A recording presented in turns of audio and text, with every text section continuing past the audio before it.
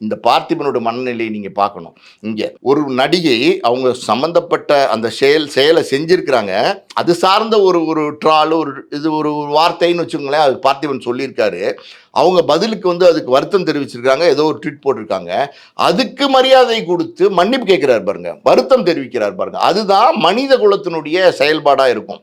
ஏய் நீ சொல்லு, நான் இன்னும் மறுபடியும் அப்படிதான் சொல்றேன். குந்தவைன்னு சொல்லுவேன். இன்னொரு இடத்துல போய் எந்தவை என்னவை அப்படி இப்படின்னு பேசுவேன் அப்படின்னு பேசுறது தான் அகம்பாவம். அதுதான் திமிரு, அதுதான் ஆணவம். அப்ப பண போதை, புகழ் போதை, எப்படி சொல்றது, பெண் போதை, இன்னும் பொன் போதை, இன்னும் எல்லா போதையும் இருக்கு உங்களுக்கு. பதவி போதை, அதிகார போதை எல்லாம் வேணும் உங்களுக்கு. மொத்தத்துல நீங்க வந்து போதையில மிதக்குறீங்க.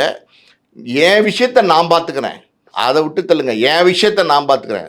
உங்கள் விஷயத்தை நீங்கள் பார்த்துக்குங்க. உங்கள் விஷயம் 4 செவத்துக்குள்ளே இருக்கும்போது தான் நீங்கள் பார்த்துக்க முடியும். நீங்கள் கிராமங்கள்லையோ வெளியில் இங்கே நம்ம சென்னை மாதிரி இடங்களில் பார்க்க முடியாது.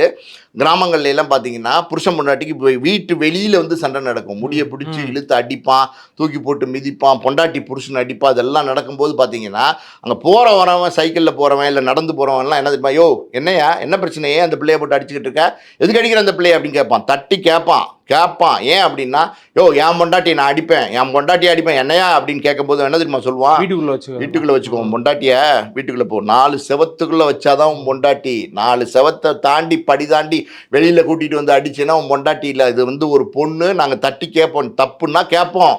பொண்டாட்டியா கூட்டு போயா வீட்டுக்குள்ள அப்படின்வான். அவன் பொண்டாட்டி வீட்டுக்குள்ளே வரமாட்டேன், நான் வரமாட்டேன், உன் கூடயா நான் வாழ்வேன் அப்படின்னு. அதெல்லாம் கிராமங்களில் சாதாரணமாக பார்க்கறது தான்.